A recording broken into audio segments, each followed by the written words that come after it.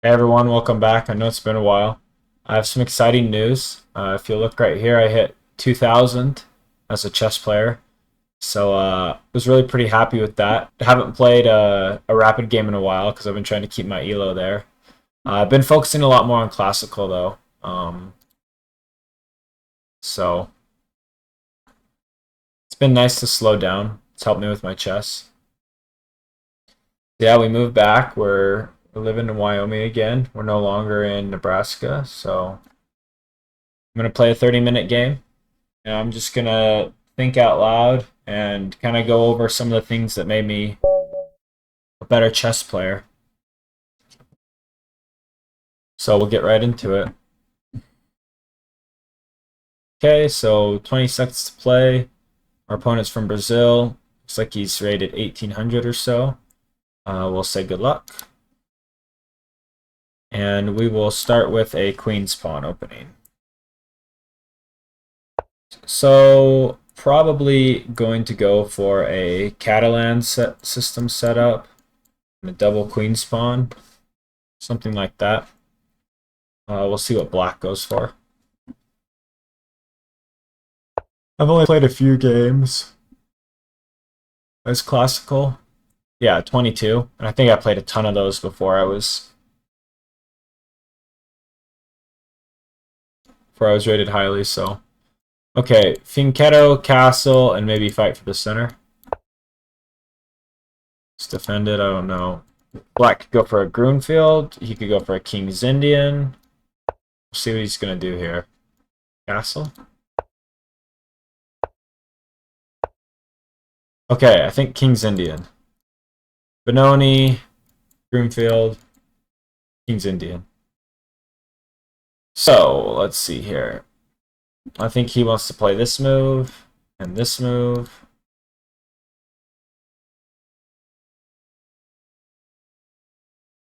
I want to play this, this, maybe this, and this.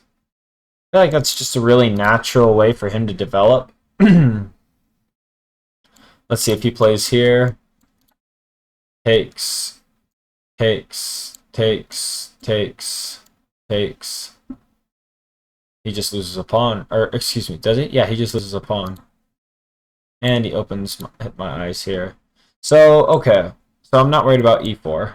e5, excuse me. So, classic move here is c4. Fights for the center. Another useful move might be h3. Makes it a little bit harder for this knight, this bishop or this knight to develop to this square. But something inside me is telling me that that's not the right move. I think I need to contest for the center.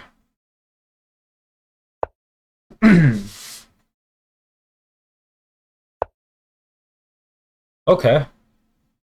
So, I'm not a fan of this move. A, because so it supports the e5 push, right? The e5 push is now supported. But I mean, the knight's restricted already, and it blocks in the light squared bishop. So let's say he plays e5. Pushing doesn't seem great because that blocks in my light squared bishop. So he's poised to play e5. But I think black loses a tempo here because now black has to spend an extra move to develop the light squared bishop. So I think black's plan here is to open up on e5. Takes, takes, and now this take doesn't work because you could recapture.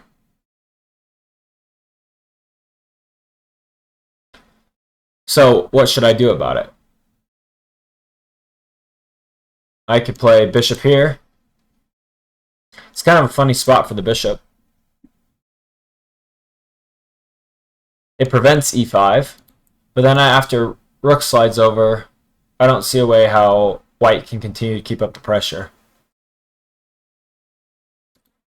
So e5's not really... e5's coming, and I don't think I can stop it.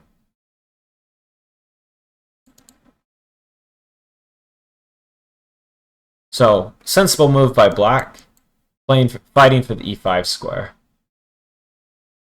So white should probably develop here. Now, these are my two worst minor pieces that probably need to be developed.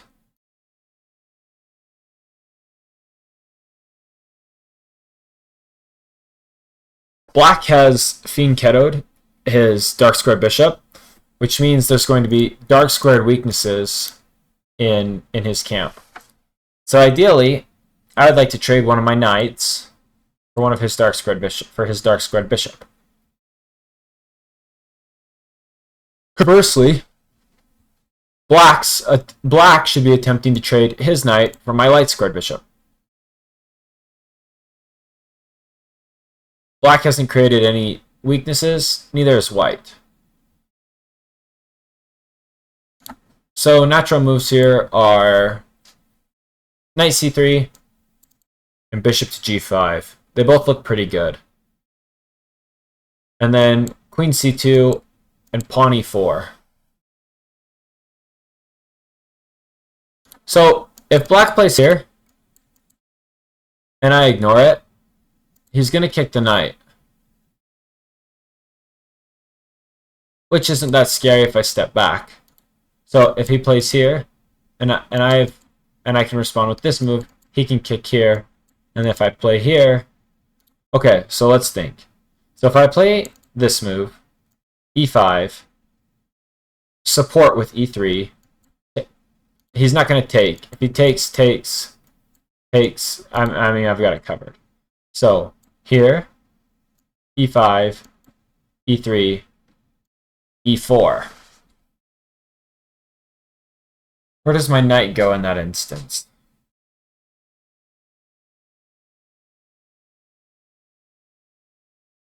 Good game already. Where does my knight go? We move down here and we target this pawn. And that opens up two attacks on... I don't want to see him typing at me. That opens up two attackers on this piece, on this pawn if he pushes it. And a good defender here. There. I think I'm happy with that. Problem is he could move his knight there, threatening my dark squared bishop. And now my dark squared bishop seems misplaced. Because then I'll have to move my dark squared bishop back. So I think moving the dark squared bishop here runs into this problem when the knight advances. So because of that, I'm going to play this move. Knight c3. I'm going to be a little more patient with the dark squared bishop because ultimately I'd like to create a battery maybe with these two to trade off the dark squared bishop. Because positionally, black has dark squared weaknesses because of his fianchetto. White has light squared weaknesses because of his fianchetto. So choosing to do this move, we've considered what can happen if black plays the most forcing line, which is e5. And I've decided that if he plays e5, I'm going to support this pawn with e3. And then if he pushes, whoa, okay, well, just goes to show that your opponents don't always do what you're thinking. Okay, c5, directly attacking the center. I think the same holds true. If I play e3 here, takes seems very good. I'm also tempted to just close everything down. Because now this looks like a decent square. If I close everything down, and then if he ever pushes like this, we can capture en passant. It also makes the d pawn kind of soft.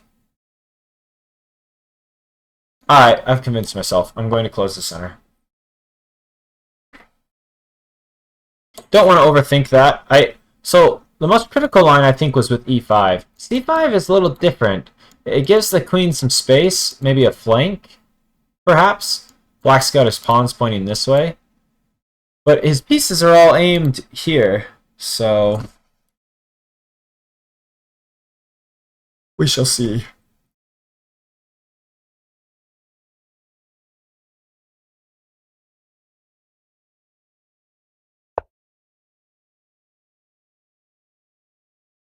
Okay, so what Black's decided that he's going to Fianchetto. Well, I'm thinking of something like this, and then forcing a dark square bishop trade. And then supporting with e3. Okay, so now I need to evaluate if he has any holes. He has one hole.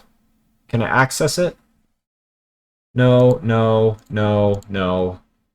So he has one hole that is really, really impossible for me to access. Maybe with like a queen. But easily kicked, right? Easily kicked. He also has moves like this or moves like this to kick it. But let's pay attention to this square. This is a good square for me. I'm going to try this battery idea. But oh, we need to look at squares for black. Does white have any weaknesses? That square's kind of weak.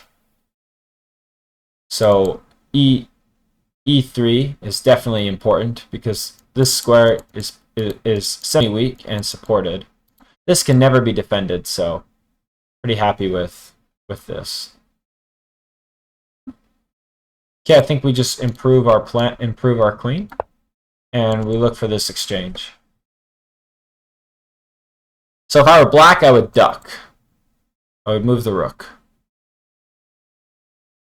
From a positional standpoint, I think he'd like to keep his dark squared bishop. Because if I successfully trade off dark squared bishops, I'll have a positional advantage. Okay. So, funny move. I think my first instinct is to kick it. And I don't think I want to overthink this much.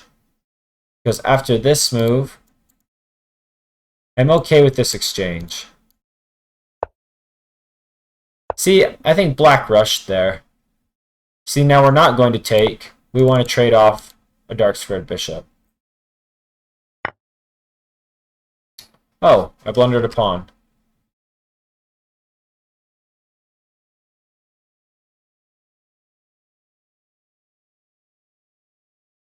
Well, I rushed.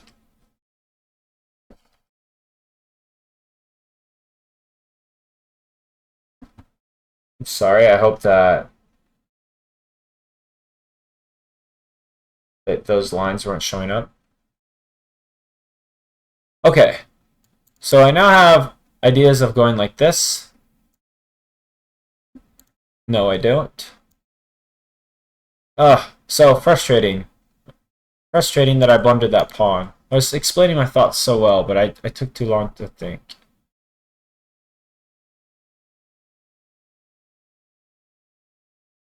Okay, so I should have just supported and then gone after it. So he has this move, and he could go back. Or I should have captured, perhaps. And then I could have exploited. I'll have to review. I think in analysis I should have just taken. Didn't see that that was undefended. Happens. He had captures like this as well.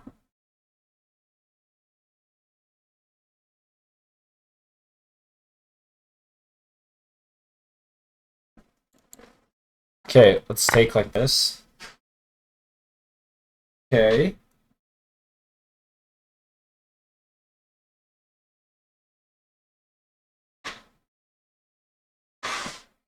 So now, breaking through like this seems like a decent idea. Picking the knight seems like a decent idea.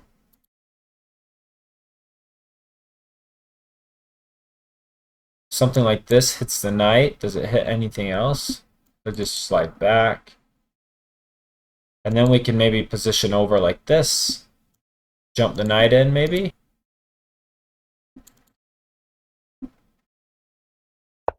That looks pretty good. So now my idea was to go over like this and jump the knight in. He might try and take. I'm down a pawn. Still fine there. Don't really want him to take me right now.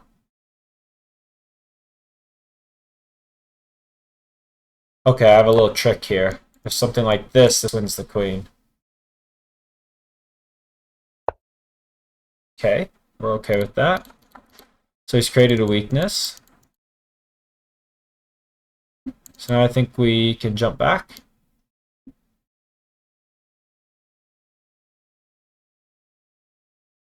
Trick is where?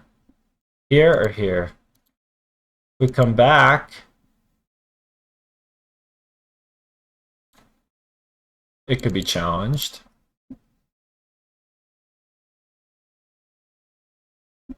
Comes back here, he may take as well. I think we keep the knight on the board for the time being. Okay, so we've made one mistake in this game. We didn't play b3, we got overzealous and moved like this. So I don't think we need to rush into anything here.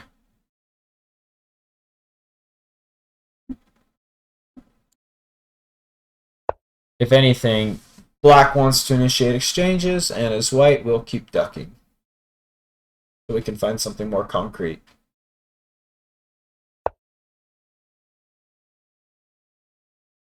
Okay, I don't necessarily love that move, because this gives me a tempo on him.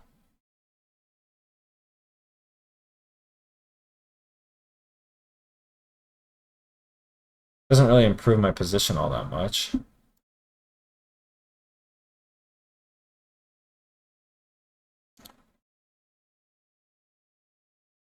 It looks good. Forces him there, here, here, and back. Doesn't look all that great. So let's look at my worst positioned piece. Probably the a8 rook. So maybe we x-ray the queen. Never know what comes of it. Holes. So this is a pretty big hole in my position.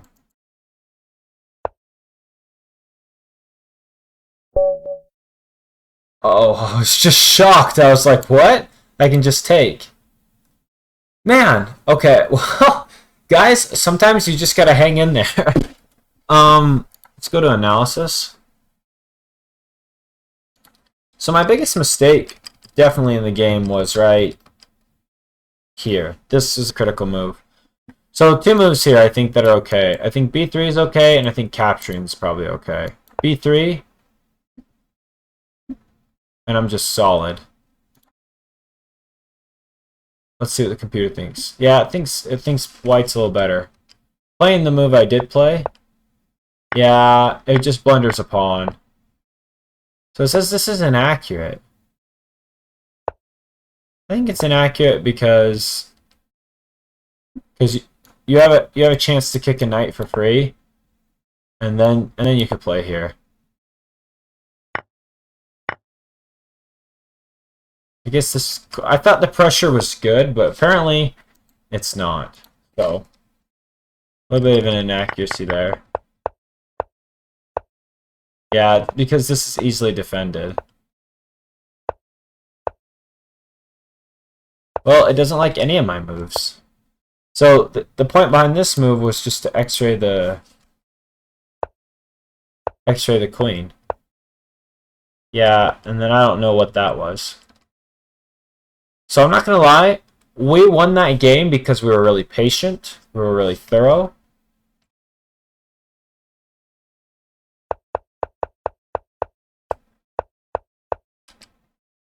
Yeah, so this plan's not very good. I guess this plan's not very good. Because maybe it wants a pawn break. But I thought this was decent piece play. So it doesn't like this, but I had a really good... I guess the reason it's inaccurate is because I talked about I need to keep the dark square bishop around, and I want to trade like a knight off for the dark square bishop. So maybe the way to go about that is forcing some exchanges in the middle and seeing if he won't bite. Anyways, I'm not gonna lie, fellas. Some pretty instructive moments in this game. Not played all too well. Let's see, 0 blunders, but a lot of mistakes and a couple of inaccuracies. But at this level, guys, you just have to not blunder. That's the biggest thing. If you don't blunder, you'll win. So I hope you enjoyed this game. We'll keep going along with these classical series if you guys enjoy them. I kind of like playing this game mode. I like being able to stop to talk and think about what I'm doing. So yeah, hope you enjoyed this game. Like, follow, subscribe, and stay tuned for more chess.